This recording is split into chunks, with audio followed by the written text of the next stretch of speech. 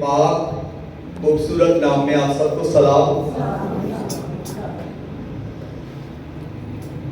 آپ جانتے ہیں کہ ہمارے ملک کے اندر کچھ واقعات ہوتے رہتے ہیں، اور کل بھی ایک واقعہ ہوا پشاور کے اندر، اور بہت سارے لوگ اس کوئٹہ میں کچھ لوگ اس حادثے کا شکار ہوئے۔ تو اس کے لیے بھی ہمیں اپنے دعاؤں میں اپنے ملک کو یاد رکھنا چاہیے کہ خدا ہمارے ملک کو سلامتی بخشے۔ اور جب ہم اس ملک کے اندر ہیں تو ہمارا فرض ہے کہ ہم اس ملک کی سلامتی چاہیے۔ آج میں بڑے اسپیشل موضوع پر بات کرنے والا ہوں، کیونکہ یہ بہت سارے لوگوں نے مجھے اس کلام کے لیے کہا، ڈیمانڈ کی کہ اس پر کبھی کلام سنائیں۔ تو آج خدا کے فضل سے یہ سب ممکن ہوا، اور اس پر میں نے کوشش کی اور خدا سے کلام کو مانگا۔ تو میں چاہتا ہوں کہ وہ کلام جو آج آپ بہت سارے لوگوں کی ڈیمانڈ تھا، آج آپ تک میں پہنچاؤں، اور میں ایمان رکھتا ہوں میں پوری دلیری کے ساتھ اور روح القدس کی معموری کے ساتھ آپ تک کلام کو پہنچاؤں گا۔ آئے میرے ساتھ کھولیے بائبل مقدس میں سے پیدائش کی کتاب، جو بائبل مقدس کی پہلی کتاب ہے، اور اس کا 34واں چیپٹر نمبر 33۔ یہ ایک چیپٹر ایسا ہے جو ایک کہانی رکھتا ہے، ایک واقعہ رکھتا ہے، اور یہ ایک ایسا چیپٹر ہے جس کے اندر ایک بار بھی خدا کا لفظ نہیں آیا، خدا کا نام نہیں آیا۔ 34 چیپٹر نمبر کی میں بات کر رہا ہوں، اور اسی میں سے ہم خدا کے زندہ کلام میں سے سیکھیں گے۔ یہاں پر ہے پہلی آیت میں ہی لکھا ہے، اور لیا کی بیٹی دینا جو یعقوب سے اس کے پیدا ہوئی تھی، اس ملک کی لڑکیوں کے دیکھنے کو باہر گئی۔ تب اس ملک کے امیر حوی حمور کے بیٹے سکم نے اسے دیکھا اور اسے لے جا کر اس کے ساتھ مباشرت کی اور اسے ذلیل کیا، اور اس کا دل یعقوب کی بیٹی دینا سے لگ گیا، اور اس نے اس لڑکی سے عشق میں میٹھی میٹھی باتیں کی۔ اور سکم نے اپنے باپ حمور سے کہا کہ اس لڑکی کو میرے لیے بیاہ لا دے۔ خداوند کے کلام کے پڑھے سنے اور قبول کیے جانے پر خداوند کی کثرت کے ساتھ برکت ہو، آمین۔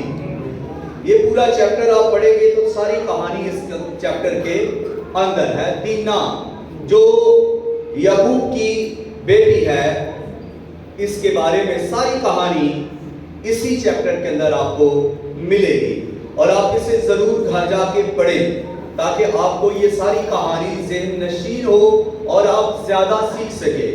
میں بھی آپ کو جتنا بھی آپ تک پہنچانے کی کوشش کروں گا اسی چیپٹر میں سے۔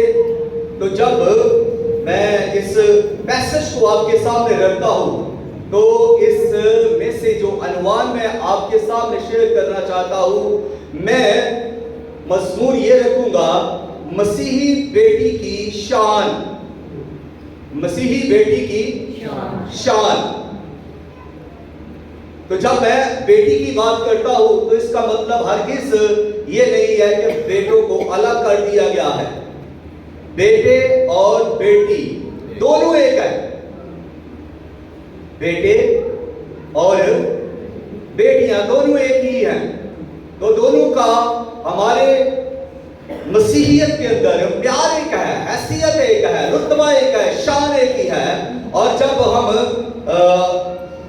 زبور 144 پڑھتے ہیں اور اس کی 12ویں آیت پڑھتے ہیں تو وہاں پر داؤد نبی اپنی قوم کے بیٹوں اور بیٹیوں کے بارے میں بیان کرتے ہیں۔ لکھا ہے کہ जवानी के बेटे कद आवर दरख्तों की मानिंद हैं। जवानी के बेटे जो जवान लड़के हैं, जो जवान बेटे हैं, और हर माँ बाप की ख्वाहिश है कि बेटा जवान हो, कद उसका अच्छा हो, सेहत अच्छी हो, खूबसूरत हो, और ये हर कोई चाहता है। और इसके साथ बेटी की भी तारीफ करते हुए वो कहते हैं कि हमारी बेटियां महल के कोने के तराशे हुए पत्थरों की मानिंद हूं। कैसी बेटियां हो? महल आप जानते हैं कि एक खूबसूरत बिल्डिंग होती है जिसमें बहुत सारे पत्थर भी लगे होते हैं, संगे मरमर, कीमती पत्थर लगे होते हैं, और उसमें जो कोने के पत्थर होते हैं वो तो नफीस किस्म के पत्थर होते हैं। वो ऐसे पत्थर नहीं होते, बल्कि वो पत्थर तराशे हुए पत्थर होते हैं, उनको घड़ा हुआ होता है, उन पर मेहनत की गई होती है, वो अलग किस्म के पत्थर होते हैं। और इसलिए जब दाऊद नबी इस ज़बूर के अंदर अपनी बेटियों की बात कर रहे हैं तो वो उनको बहुत आगे तक उनकी खूबसूरती को बयान कर रहे हैं कि हमारी बेटियां संगे मरमर की तरह खूबसूरत, हमारी बेटियां कीमती पत्थरों की तरह खूबसूरत और कीमती, हमारी बेटियां प्यारी, हसीन, और हमारी बेटियां सबसे जुदा और अलग हैं। और ना सिर्फ यहाँ तक कि वो ये कहते हैं कि हमारी बेटियां उस महल के कोने के जो पत्थर हैं वो तो तराशे हुए होते हैं, उन पर मेहनत करने वाले कौन हैं? उन पर मेहनत करने वाले कारीगर होते हैं, उनको तराशने वाले कोना शाहकार होते हैं, तैयारी उनकी की जाती है, उनको घड़ा जाता है, उन पर काम किया जाता है, उन्हें साफ किया जाता है, एक तरतीब दी जाती है। तो वो इस तरह से अपनी बेटियों की तारीफ कर रहा है कि हमारी बेटियां तो ऐसी है। ठीक है, तो अब मैं आगे बढ़ूंगा। कहानी जब मैं ये कहूंगा दीना, तो इसका मतलब सिर्फ याकूब की बेटी ही नहीं है। इसका मतलब ये भी नहीं है कि सिर्फ मुशरफ की मैं बात कर रहा हूं, या किसी एक लड़की की बात कर रहा हूं, या किसी एक लड़के की बात कर रहा हूं। मैं जब ये बात कर रहा हूं तो फिर इसमें सभी लड़के और सभी लड़कियां आएंगी।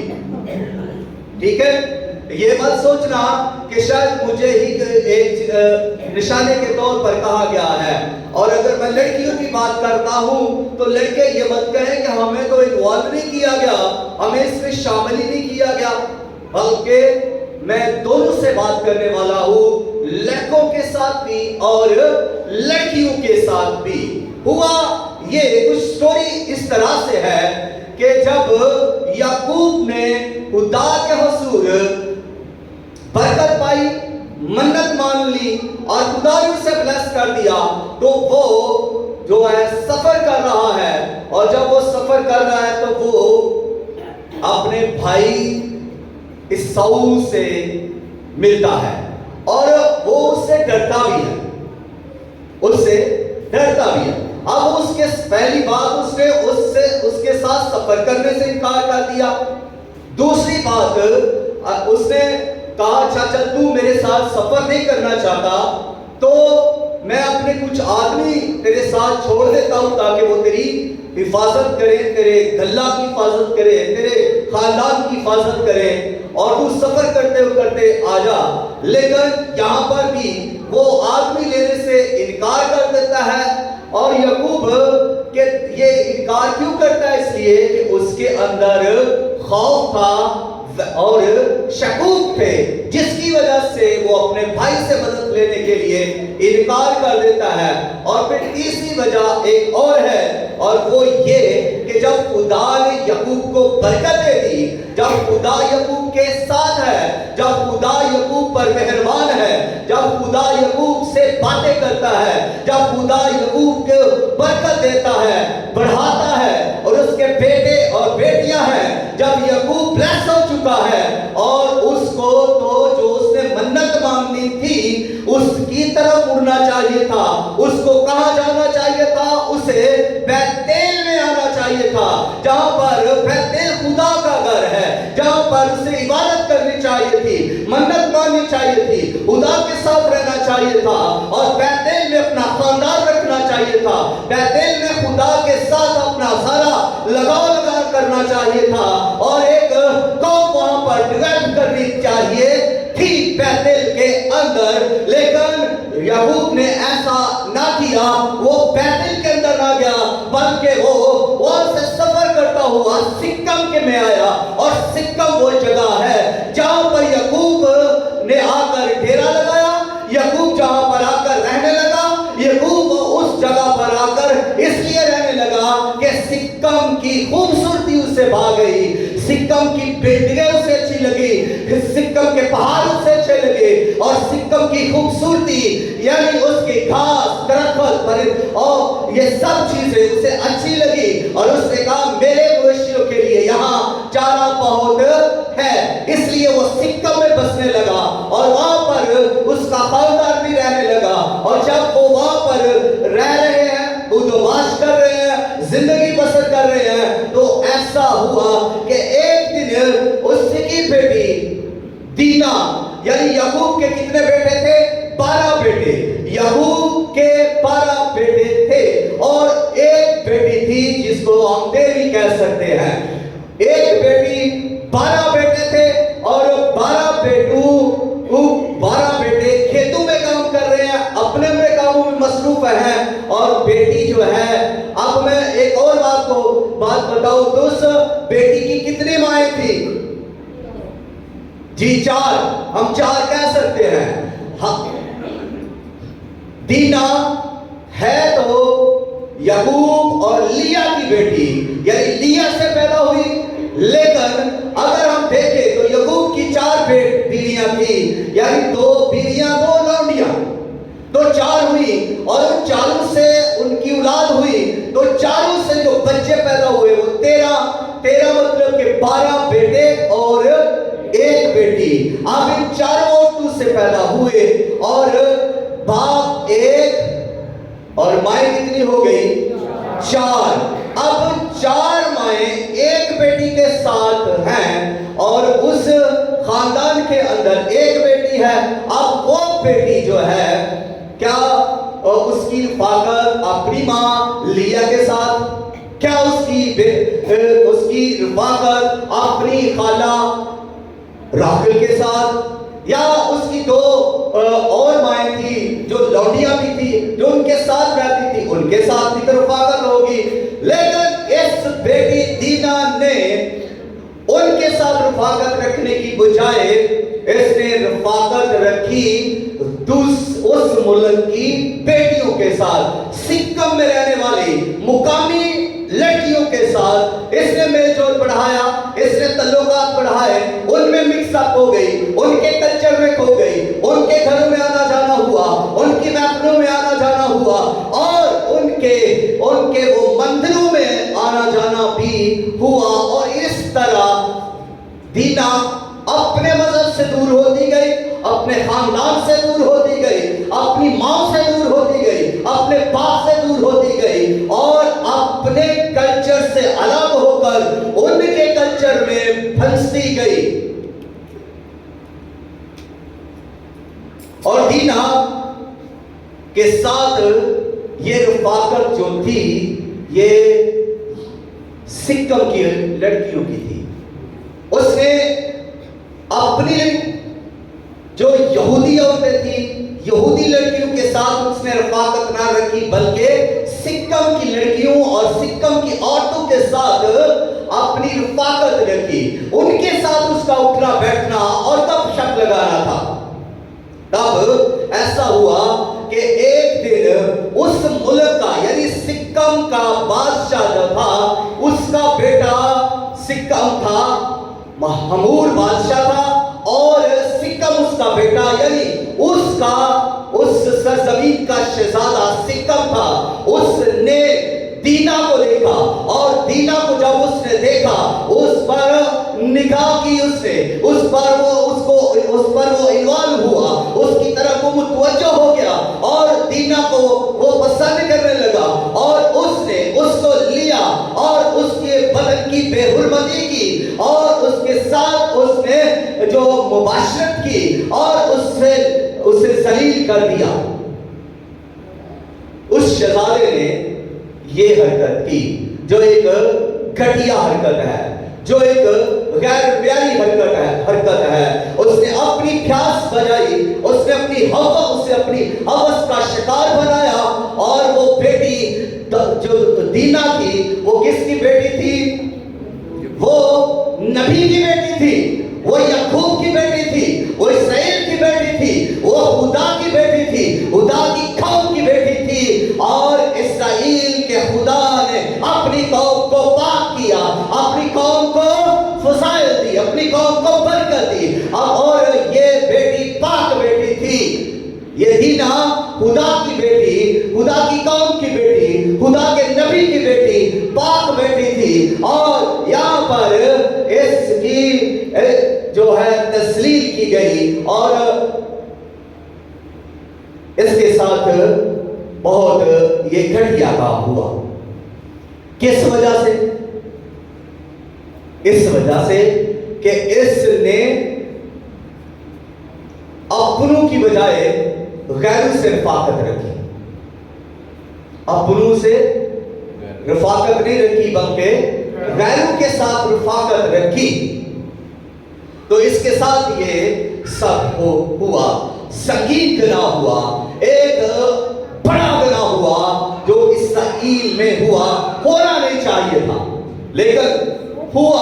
यही वजह है कि इस चैप्टर के अंदर, पूरे चैप्टर के अंदर खुदा का नाम नहीं आया, खुदा का लफ्ज इस चैप्टर के अंदर नहीं आया। और इसके बाद कितनी ज्यादा तबाही और बर्बादी हुई।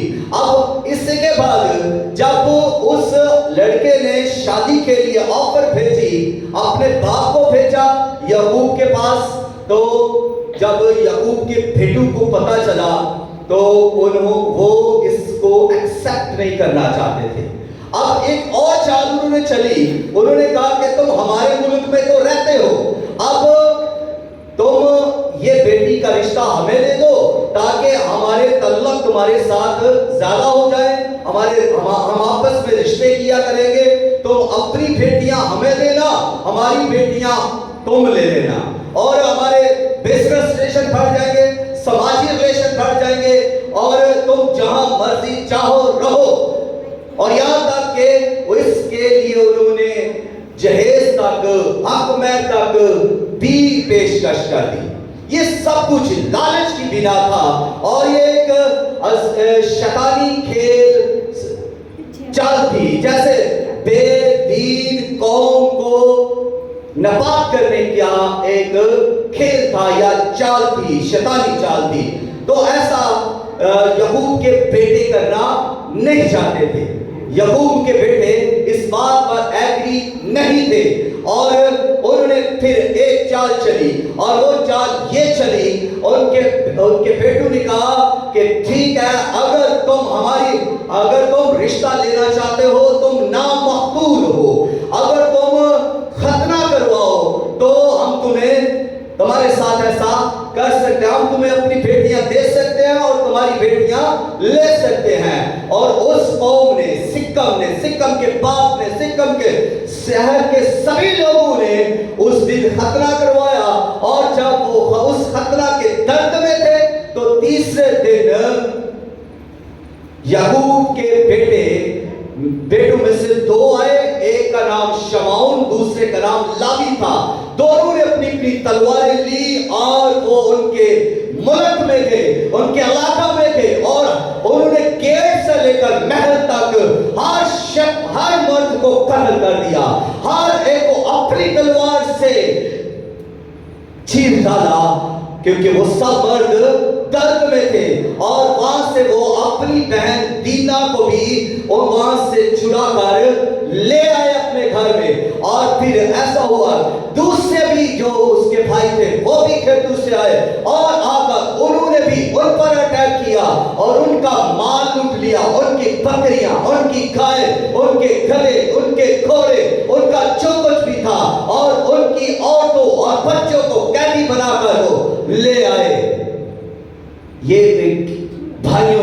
किया? बदला लिया। भाइयों ने क्या किया? बदला लिया बहन की बेआबरू की। जब बेआबरू बहन को किया गया तो भाइयों ने इसका बदला लिया। और ये देखे एक पाक काम जो खतना है, खुदा ने ये एक पाक निशान दिया है, यहाँ पर इसका भी इस्तेमाल किया गया, जो कि गलत इस्तेमाल किया गया है। चाल के तौर पर यहाँ पर इस्तेमाल किया गया है। जब गुनाह किए जाते हैं तो फिर पाक रस्मों को भी पामाल कर दिया जाता है। तो यहाँ पर इस खतना की पाक रस्म को भी यहाँ पर पामाल किया गया है, इस्तेमाल किया गया है। अब जब ये सब हुआ तो याकूब डरा और अपने बेटों से कहने लगा कि तुमने तो मुझे जो है ना बर्बाद कर दिया। अब वो ज्यादा लोग हैं, वो लोग दूसरी कौमों को इकट्ठा करेंगे और मेरे पास तो थोड़े से लोग हैं, वो मुझे और मेरी सारे खानदान को बर्बाद कर देंगे। तो भाइयों ने उसका जवाब क्या दिया? अब इस आयत को मैं जरा आपके सामने पढ़ना चाहता हूं। आए बाइबल मुकद्दस खोलें और इसी चैप्टर की आखिरी आयत देखें। उन्होंने कहा, तो क्या उसे मुनासिब था कि वो हमारी बहन के साथ कस्बी की तरह बर्ताव करता? जो हमने किया, जो हमने उनको कत्ल किया, उनका लूटा, ये गैर मुनासिब है। तो ये मुनासिब है कि वो हमारी बहन के साथ कस्बियों की तरह सलूक करे?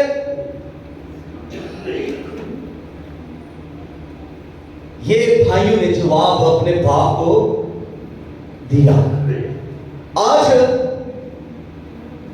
जो भाई बैठे हैं यहां पर, जो बहनें बैठी है यहां पर, हमें, मेरा मतलब कहने का ये नहीं कि हम लड़ाइयां करते फिरे या हम जंगो जदल के लिए उतरे या गन्ने लेकर उतर आए या तलवारें लेकर आए, लेकर मेरा मतलब यहां पर यह है कि जब ये बेटी जो कौम की बेटी है, जो एक यहूदी बेटी है, और यहूदी बेटी की मिसाल हमें क्यों मिलती है कि जब यहूदी बेटियां खुदा की बेटियां, परस्तश करने वाली बेटियां, खुदा से दुआ करने वाली बेटियां, पाक रहने वाली बेटियां, उनकी मिसाल यहूदी देते हैं। और मैं एक खादम से इसकी मिसाल मैंने सुनी कि जब वो कहता है, मैं वहां पर गया इसराइल में, तो मैं एक घर में था, तो मैंने एक बेटी को प्यार देने के लिए अपना हाथ बढ़ाया,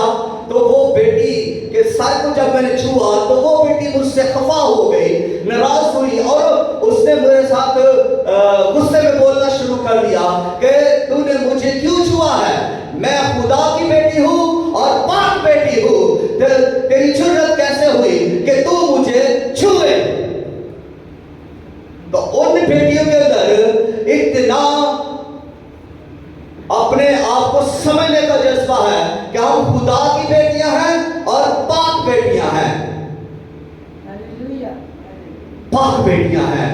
तो जब वो अपने आप को समझ सकती हैं कि हम पाक बेटियां हैं और वो किसी को छूने की इजाजत नहीं दे सकती, तो देखिए खुदा जो कादिर मुतली कुव्वत और कुदरत वाला खुदा है, जो अपनी बेटियों के साथ है, अपने बेटों के साथ है। अब मैं इससे आगे बात करूं, यहूदियत से निकलकर मैं मसीही मजहब की बात करूं, मसीही बेटी की बात करूं, तो आप सुनिएगा कि मसीही बेटी कितनी पाक है।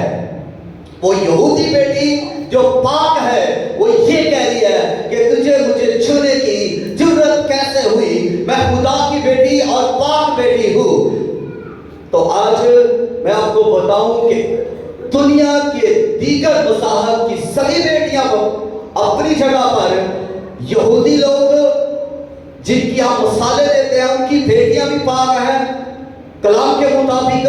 लेकिन मैं आपको ये बताऊं कि यीशु मसीह पर ईमान रखने वाली बेटी यीशु मसीह के खून से धुलने वाली बेटी, यीशु मसीह पर ईमान लाने वाली बेटी, यीशु मसीह के पाक खून और बदन में रहने वाली बेटी, जो यीशु का खून शायरबानी में लेती है और उसका बदन शायरबानी में खाती है, वो बेटी कितनी पाक होगी।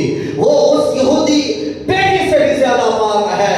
ये मसीही बेटी जिसकी मैं बात करने लगा हूँ, ये गुलकुस से धुली हुई है, ये बेटी यीशु के लहू से धुली हुई है, ये मसीही बेटी कलाम से धुली हुई है, ये मसीही बेटी हुदा की बेटी है, ये मसीही बेटी हुदा के बेटे यीशु मसीह की बेटी है, उसके खून से खरीदी हुई बेटी है, कीमत से खरीदी हुई कीमती बेटी है, मसाली बेटी है, पाक बेटी है, जलाली बेटी है और कलाम में रहने वाली बेटी है, कलाम पर गौर करने वाली बेटी है, दुआ के लिए करने के लिए अलग की हुई बेटी है, प्रस्तश करने के लिए अलग की हुई बेटी है और कलाम पर गौर करने के लिए अलग की हुई बेटी है और ये गवाही देने के लिए चुनी हुई बेटी है कि अपने बदन से, अपने किरदार से, अपनी सोच से, अपने रवैये से, अपनी गुफ्तगू से, अपनी गवाही से खुदावंद अपने खुदा को जलाल दे।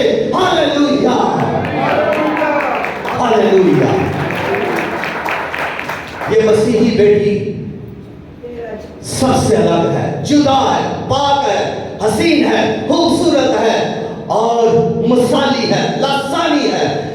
इसलिए मैं आपको ये भी बताऊं कि कौम की मसीही बेटियों, आपको बालों की एक्सटेंशन लगाने की जरूरत नहीं, आपको ये लंबे लंबे नाखून लगाने की जरूरत नहीं। मैं तुम्हें गौर से बताना चाहता हूं, डिटेल से बताना चाहता हूं कि मसीही बेटी पाक है और ये सर के बालों से लेकर पांव के नाखूनों तक, तलवे तक पाक बेटी है। ये यीशु के लहू से धुली हुई बेटी है और ये कीमत से खरीदी हुई बेटी, सबसे अनमोल, सबसे अलग। इसका मोल सोना, चांदी, हीरे, जवाहरात नहीं है, ये कीमती है, ये यीशु के लहू की मानद कीमती है, क्योंकि इस बेटी की कीमत खुदावंद यीशु मसीह ने दी है और ये पाक बेटी है। हालेलुया।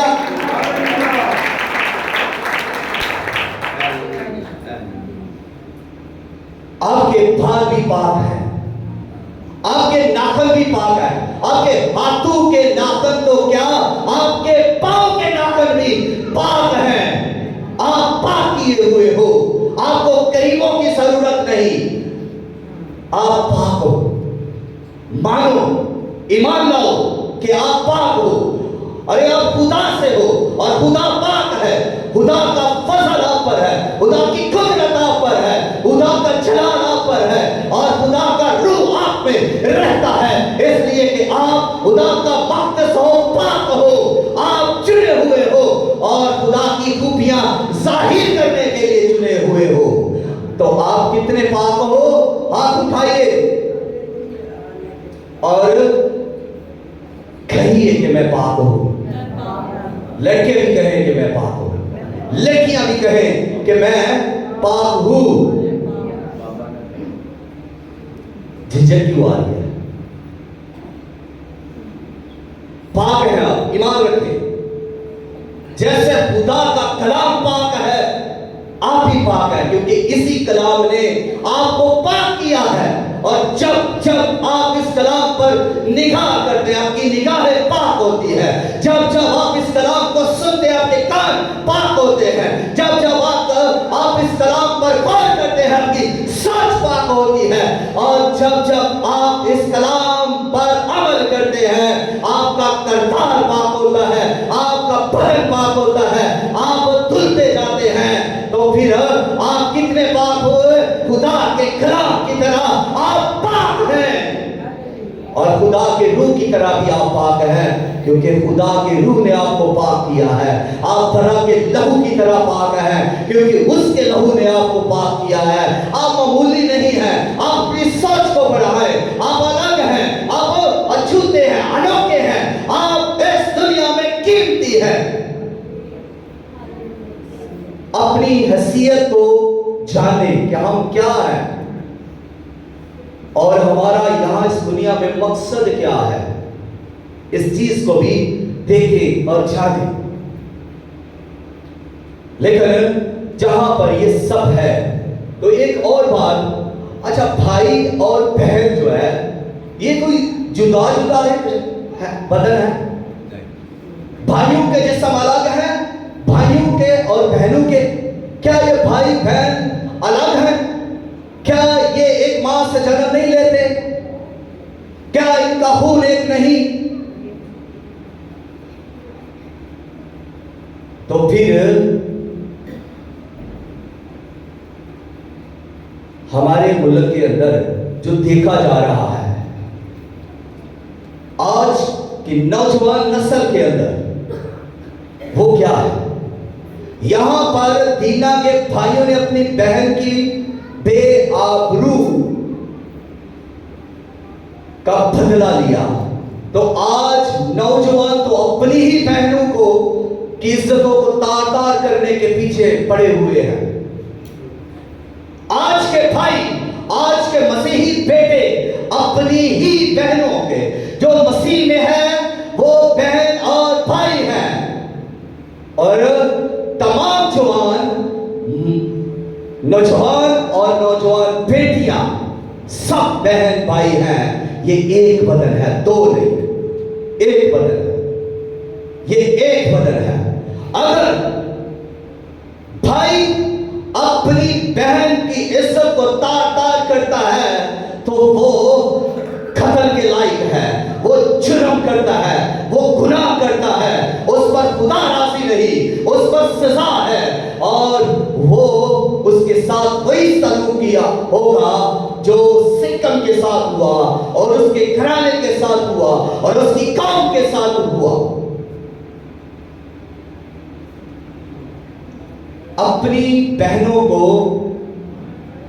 عزت دیں، اپنی بہنوں سے پیار کریں، اپنی بہنوں کی عزت کی رکھوالی کریں۔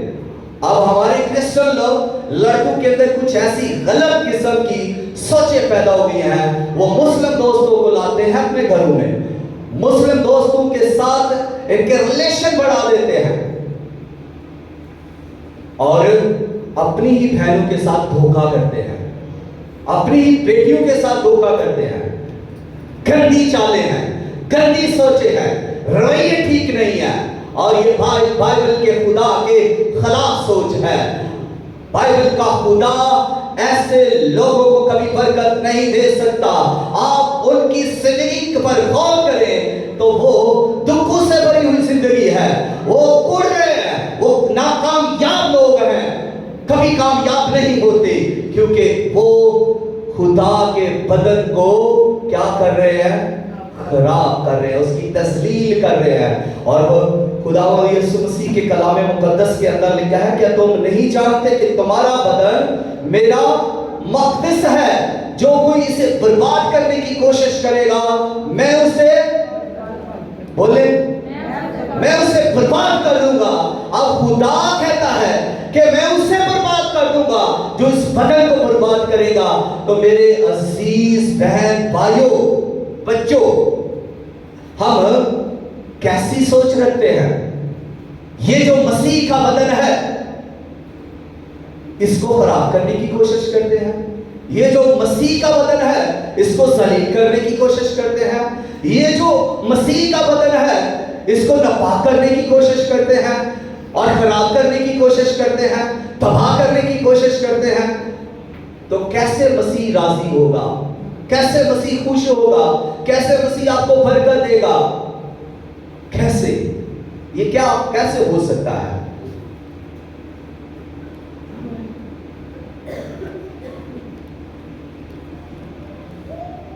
ہمیں ان چیزوں کو غور کرنا ہے، سوچنا ہے کہ ہم آج ہماری سوچ کیا ہے۔ اگر ہم مسیحی ہیں تو ہماری سوچ کیا ہے؟ اگر ہم مسیحی ہیں تو ہمارا رویہ کیا ہے؟ اور اگر ہم مسیحی ہیں تو پھر ہماری رفاقت کس کے ساتھ ہے؟ ہماری رفاقت کہاں پر ہے؟ ہم کہاں پر دیکھتے ہیں، ہم کہاں پر چاہتے ہیں، ہمارا دل کس سے لگا ہوا ہے، ہماری رفاقت کس کے ساتھ ہے، وہ کیسے لوگ ہیں، ان چیزوں کو چیک کرنے کی ضرورت ہے۔ اور میں تھوڑا آگے بڑھوں تو اس میں ڈیوٹی کچھ ماں باپ کی بھی ہے کہ وہ بھی چیک کریں، مائنڈ چیک کریں اپنی بیٹیوں کو کہ ان کی رفاقت کن کے ساتھ ہے، جن بیٹیوں کے ساتھ ان کی رفاقت ہے کیا وہ مسیحی بیٹیاں ہیں؟ اور باپ کو بھی چیک کرنے کی ضرورت ہے کہ جن کے بیٹے جو رفاقت رکھ رہے ہیں دوسرے بیٹوں کے ساتھ، دوسرے لڑکوں کے ساتھ، کیا وہ مسیحی لڑکے ہیں، ان کا ایمان مسیحی ہے، وہ روح سے بھرے ہوئے ہیں، وہ بائبل مقدس کے لوگ ہیں، ان کا رویہ، ان کی سوچ، ان کا کردار بائبل مقدس کے مطابق ہے۔ ہمیں دیکھنا ہے، بیٹیوں کو دیکھنا ہے، بیٹوں کو دیکھنا ہے کہ وہ جس کے ساتھ بھی رفاقت رکھتے ہیں، جس کے ساتھ بھی میل جول رکھ رہے ہیں، جس کے ساتھ بھی وہ اٹھتے بیٹھتے ہیں، ان کا تعلق بائبل سے ہے، ان کی باتیں بائبل کی ہیں، ان کا خدا بائبل کا خدا ہے۔ یہ ہمیں دیکھنے کی اور چیک کرنے کی ضرورت ہے، اور یہ والدین کی ذمہ داری میں آتا ہے۔ دیکھیں دینا کی ماں نے چیک نہ کیا کہ اس کی رفاقت کہاں پر ہے، وہ کہاں جاتی ہے۔ دینا کے باپ نے چیک نہ کیا، دینا کے بھائیوں نے چیک نہ کیا، اینڈ رزلٹ کیا ہوا؟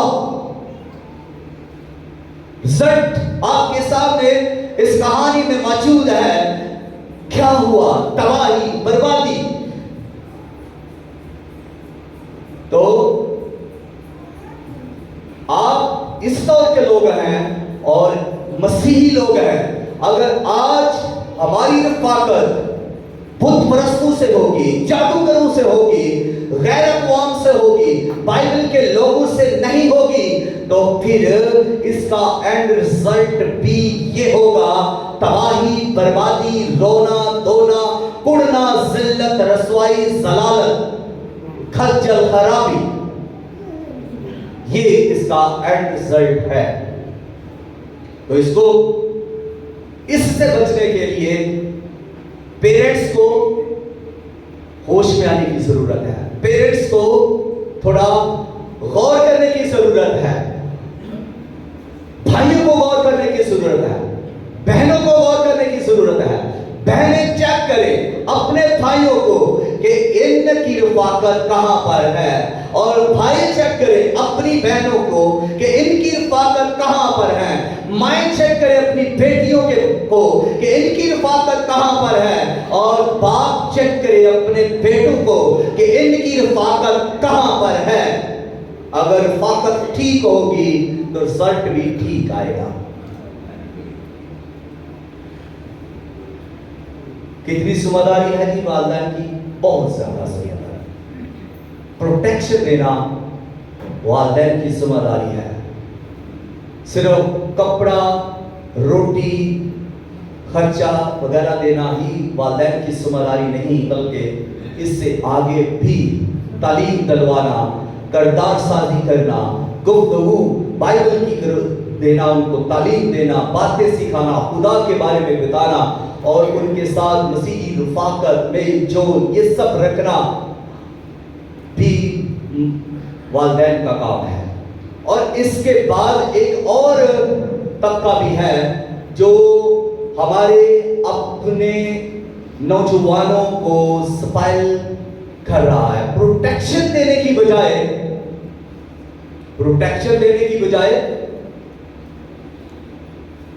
سپائل کرتا ہے، خراب کرتا ہے۔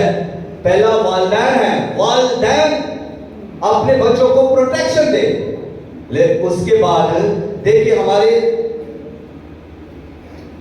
چرچز میں، ہماری کمیونٹیز کے اندر آپ دیکھیں کون کون سے لوگ آتے ہیں، جیسے پاسٹر، مبشر، ایوانجلسٹ،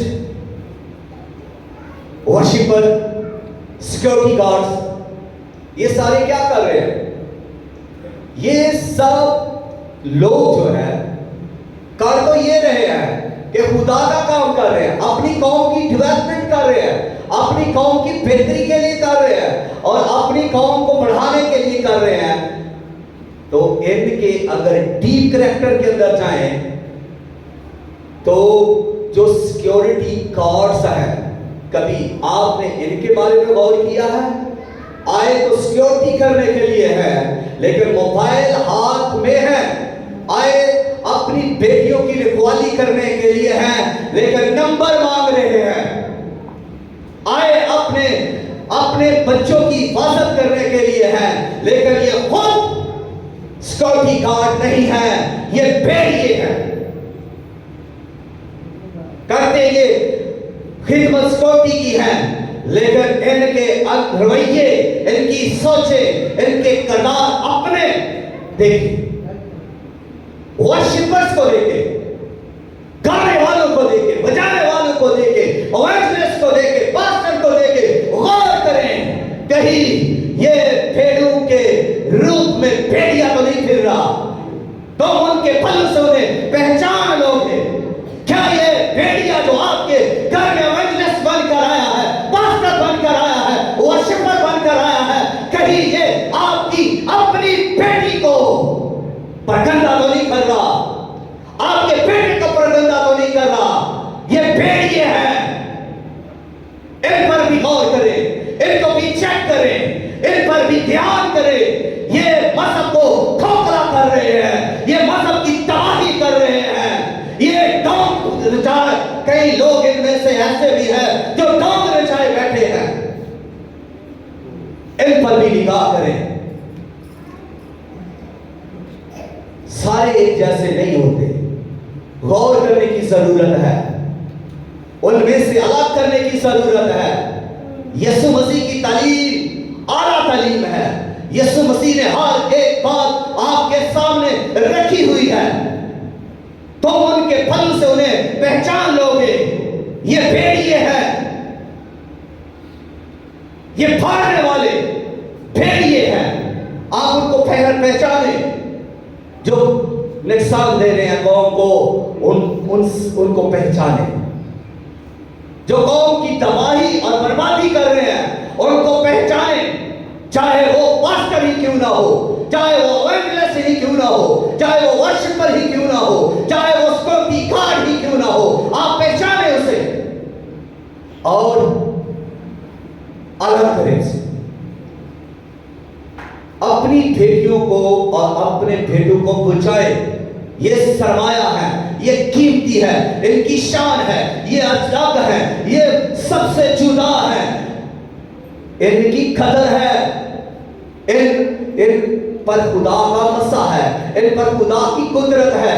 आज अगर आप इनको बचाएंगे तो कल ये कौम के ममार है, कल ये कौम को खड़ा करेंगे।